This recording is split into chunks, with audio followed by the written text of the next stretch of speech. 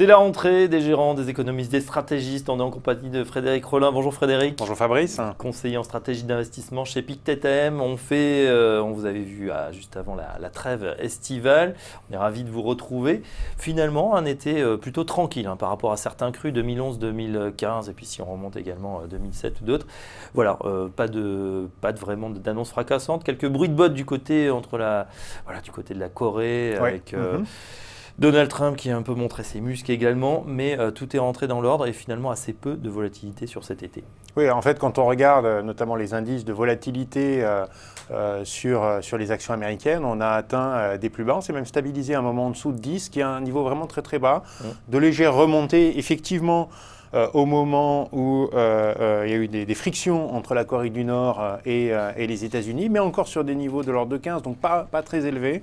Et finalement, malgré tout, des marchés actions qui ont du mal effectivement à monter. Pourquoi? Parce que peut-être qu'aujourd'hui, d'abord, on a des valorisations, notamment sur les actions américaines, qui sont un peu chères. Et puis, parce que les chiffres économiques, dans l'ensemble, n'ont pas été très très bons non plus. Des bons chiffres de l'emploi aux États-Unis, mais là, on a l'habitude. Et quand on regarde les indicateurs avancés, comme les PMI, eh bien, ça a plutôt eu tendance à se tasser un petit peu. Donc, on a le sentiment sur les marchés que la croissance mondiale, elle est bien là. Mais les bonnes surprises aujourd'hui sont peut-être un petit peu derrière nous. Alors il y a un chiffre quand même qui a inquiété il y a une dizaine de jours, ce sont les chiffres de l'inflation. On n'y est pas, on entendait, on avait un trade reflationniste, on se souvient des propos de Mario Draghi qui disait les forces reflationnistes sont en œuvre, sont à l'action. Force est de constater que là on est quand même loin du compte malgré les politiques ultra accommodantes de ces dernières années.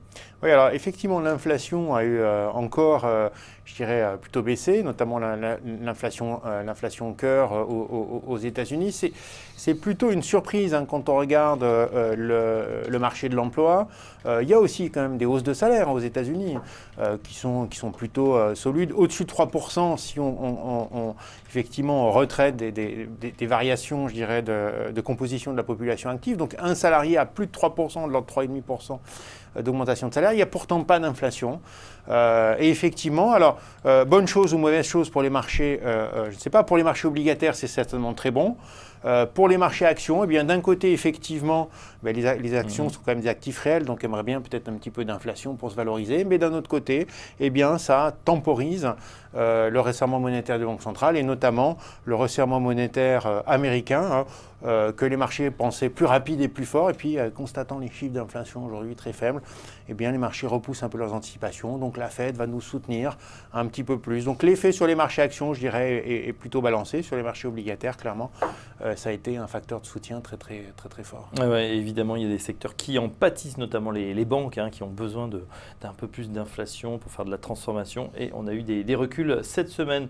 L'autre, effectivement, nouvelle, on va dire, même si ça se prolonge depuis maintenant quelques semaines, voire quelques mois, c'est la remontée quand même brutale de 7 € face au dollar. Si on fait le compte, on était à 1,05 au début d'année. Certains anticipaient même un retour à la parité, 1 € pour 1 $. On est loin du compte. On a même frisé les 1,20 $, 1,19 € au plus haut. C'était au cœur de cet été.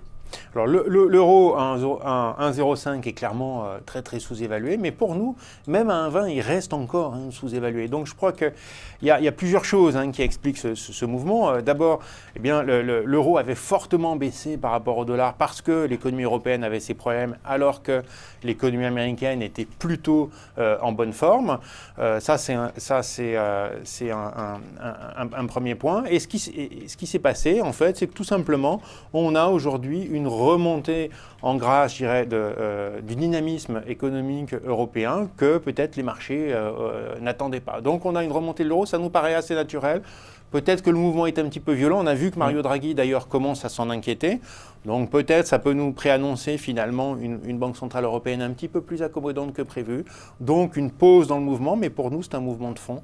Pour nous, 1 euro-dollar, je dirais à l'équilibre, c'est plutôt quelque chose comme 1,35. Donc il y a encore un petit peu de marge de manœuvre, mais ça va rester, je dirais, ça va se faire sur un temps probablement plus long. Le prix d'équilibre. Pour nous, c'est autour d'1,35, la parité de pouvoir d'achat.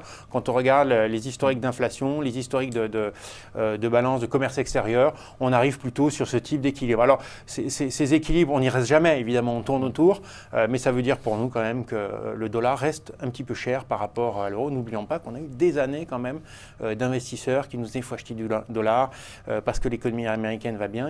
Donc peut-être aujourd'hui, ce mouvement qui a été très long pourrait s'inverser aussi sur la longueur. Ouais, alors justement, les banquiers centraux, ils vont se réunir très prochainement à Jackson Hole dans le Wyoming. C'est le fameux symposium voilà, qui signe la rentrée un peu de ces grands argentiers mondiaux. Qu'est-ce qu'on peut attendre de ce symposium? J'ai l'impression qu'il n'y a pas beaucoup d'attentes. Toutes les annonces, on sent, vont être plutôt reportées à septembre, peut-être même un peu plus tard. Alors ça va être intéressant quand même. Donc c'est vrai que Mario Draghi a dit qu'il ne dirait rien. Mais néanmoins, bon, peut-être, voilà, on observera entre les meetings, des discussions, donc il y aura peut-être quelques températures à prendre, je dirais. Mais dans l'ensemble,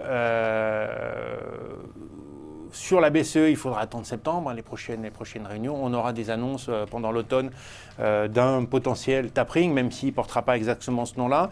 Sur la Fed, ça sera plus intéressant quand même, parce que autant, je dirais, la politique monétaire de la Banque Centrale Européenne est dans une logique qui correspond tout à fait aux dernières données économiques.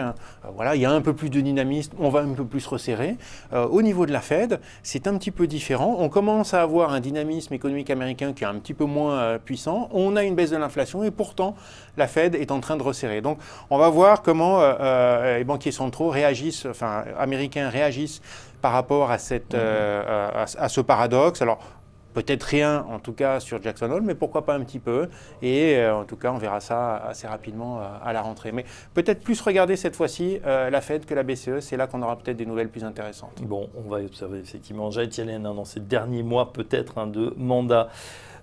Frédéric, cette rentrée, pour ceux qui nous regardent, effectivement, alors on revoit son portefeuille, finalement ça n'a pas beaucoup évolué en un mois, grosso modo. Qu'est-ce qu'il faut faire à la rentrée? Quels sont les risques à surveiller? Nous, on reste plutôt en retrait sur les marchés actions, mais le retrait pour nous c'est la neutralité. On a été positif longtemps, maintenant on s'est dit voilà, les marchés quand même sont très très valorisés, notamment les marchés américains, donc il est peut-être temps de marquer une pause, d'autant que les banques centrales aujourd'hui sont quand même en train globalement de resserrer leur politique monétaire. Donc ça, je dirais c'est une position d'attente qu'on a, mais on s'est dit on va plutôt acheter sur faiblesse.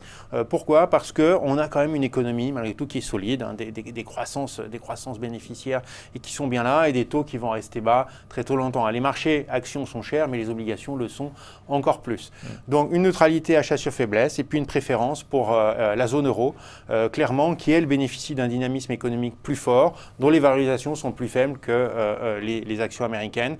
Donc malgré tout, acheter la zone euro, acheter le Japon aussi pour les mêmes raisons. Alors justement, en fait. je voulais poser question, puisque vous étiez, il y avait un call Japon très fort, Oui. vous êtes investi depuis longtemps sur cette zone. On a vu une petite faiblesse là sur le Japon, on est sorti un peu par le bas bon, voilà, d'un canal, ça c'est pour l'analyse technique. Oui. Est-ce qu'on en profite? Est-ce qu'on renforce? Est-ce qu'on garde sa position sur le Japon? Alors, nous, on garde. Ouais. Si on n'en a pas des actions japonaises, voilà, je dirais profitez-en. Encore mieux que nous, en tout cas, sur la période récente. On a eu récemment notamment des publications, je parlais des PMI, donc des enquêtes auprès des entrepreneurs. Elles sont très bonnes au Japon. Donc, on a véritablement cette sortie de déflation, des valorisations faibles, une banque centrale très accommodante. Alors, le marché est sensible aux variations du yen. Donc, nous, on est plutôt couvert en risque de change. Parce qu'une des raisons pour lesquelles on est favorable au Japon, c'est qu'on pense que la banque centrale japonaise va continuer de faire pression sur le yen et favoriser les exportateurs. Donc, pour nous, ça reste un call important, mais ça doit faire maintenant peut-être 5 ans qu'on est sur ce marché. En général, soit neutre, soit positif, souvent positif. C'est un marché volatile, il faut de temps en temps effectivement accepter un petit peu de variations négatives dans ses portefeuilles, mais à moyen terme, ça a prouvé être une position plutôt favorable. Voilà, l'Europe, donc le Japon, mais avec une certaine prudence. Voilà ce qui filtre à travers votre discours. Merci Frédéric Rollin. Merci. Je rappelle que vous êtes conseiller en stratégie d'investissement chez Pictet AM, avec nous ce matin sur Téléfinance. À très bientôt. À bientôt. Dans un instant, la suite des programmes sur Téléfinance.